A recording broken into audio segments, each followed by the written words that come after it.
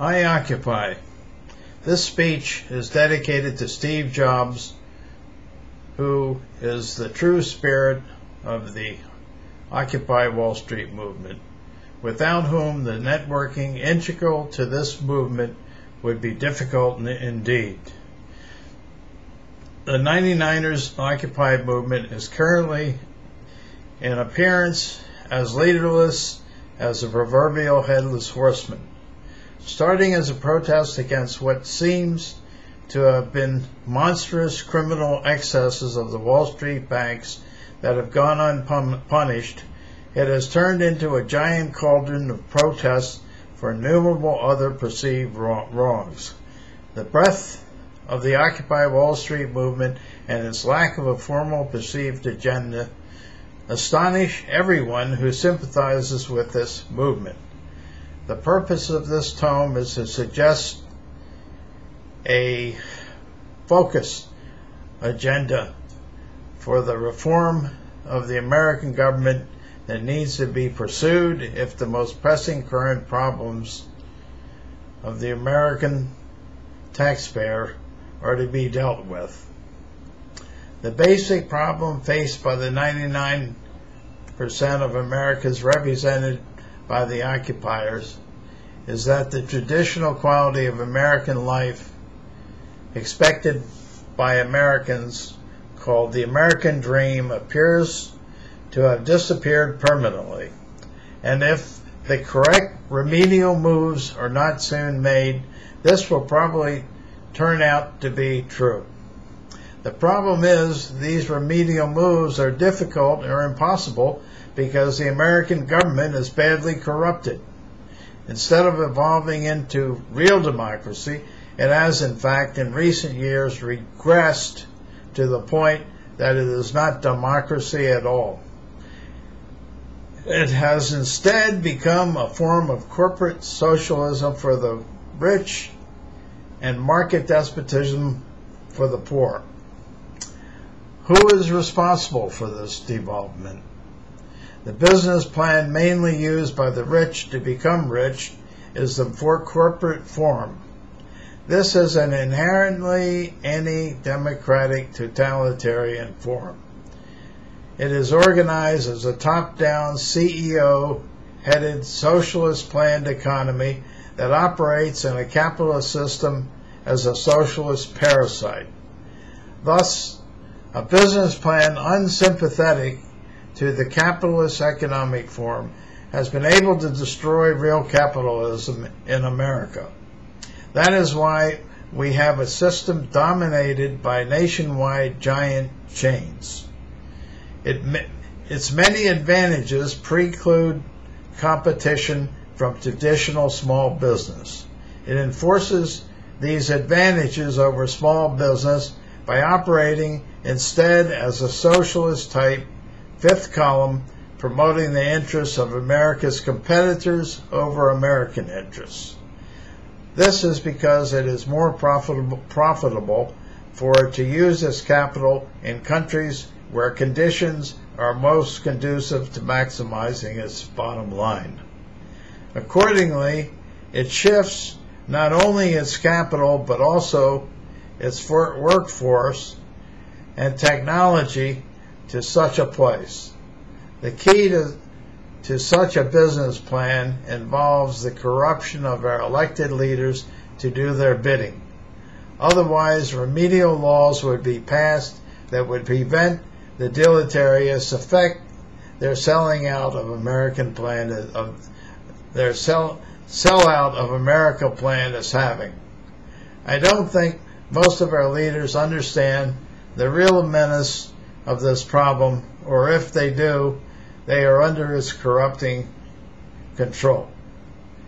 Our leaders are getting bad advice because they are mostly lawyers who do not understand economics enough to even surround themselves with people who will give them the advice they really need.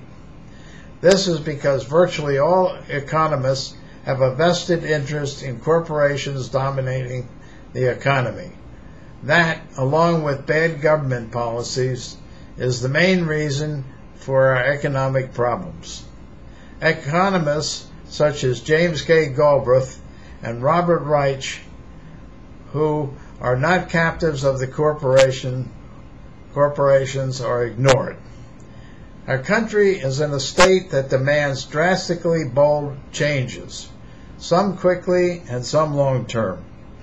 The first and most urgent thing is to bring the jobs back. We must bring the jobs back before anything else. There is nothing else really urgently important at this juncture that won't be solved by bringing the jobs back. Punishing the banks now will not bring the jobs back. There is a guaranteed way to do this, bringing the jobs back, however, and that is turn the clock back to before the corporations sold the lie of global free trade to America. The only thing free about free trade is the free hand it gives corporations to outsource our jobs. The tariffs charged by our free trade partners are 10 times what we charge them. Is this free trade? No, of course not. No wonder our corporations are outsourcing our jobs. They are the chief beneficiaries of this economic fraud perpetrated on the American people by the so-called free trade idea. How can we correct this? Our government that is captive of the corporations and doing their bidding is doing the opposite of what needs to be done. They are making more free trade agreements that allow for more outsourcing, as our tariffs are almost erased and others countries' tariffs are proportionally increased. The corporations can then export from those countries to ours for almost free. This is the true face of free trade. The net effect of this is that we lose jobs and others gain jobs, as the corporations set up business in those countries and export to us. How stupid can the politicians be not to see this? Or corrupt? What can the 99% occupiers do to force the government to cause the corporations to change their way and bring back the jobs? It must be made more profitable for the corporations to bring the jobs back and do their business in the United States than to operate in foreign countries. How can the occupiers do this?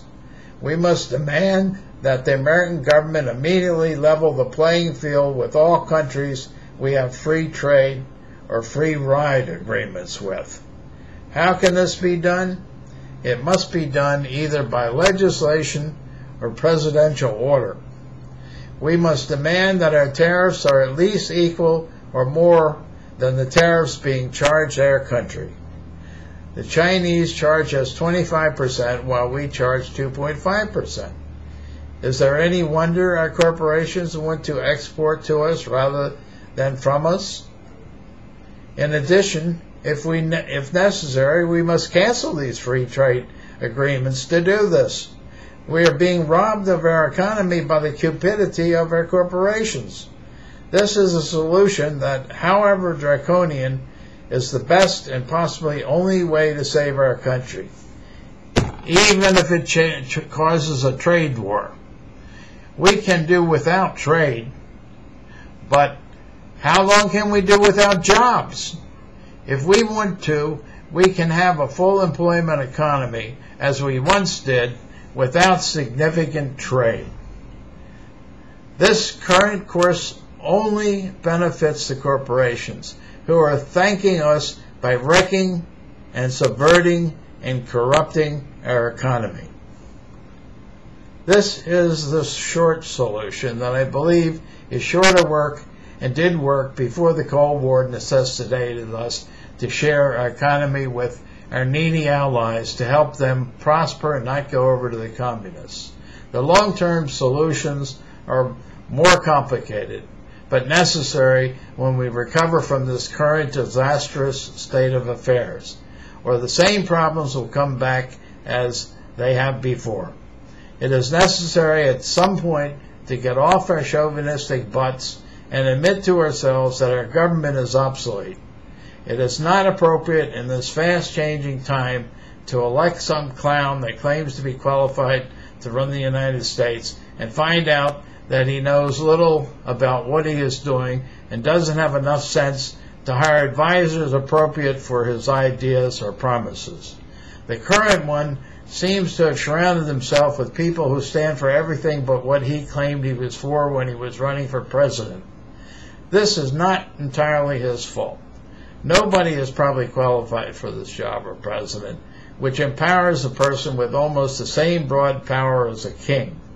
And certainly it is obvious most of the ones that claim to be qualified, as they must to win election, are not qualified. The parliamentary system has much more of a chance of finding a competent leader because leaders are picked by their experienced peers. There are many more drastic changes that need to be made to our government, including getting the money out of politics. As long as our representatives can be legally bought by campaign contributions, we do not live in a democracy. And our sacred Supreme Court has enabled this monstrosity in the worst way. This current court is the greatest anti-democratic scandal in the history of this country. Something must be done about it. The court is wagging the dog, and that is not democracy. There is more, which you can find in other speeches and writings of mine, but I want to focus on solving our most pressing problem. Unless we solve our job creation problem, this country will soon be a mirror image of the old China, a land of coolies. That's where we're heading. Until we are able to compete to manufacture anything under the sun as we once could, this will no longer be a capitalist country, but a corporatist despotism, as it now is. Definition: government-corporation partnership to fleece the 99%. We must reestablish our capitalist economy by forcing the government to level the playing field from unfair competition that is making it impossible for the 99% to compete successfully in the world economy.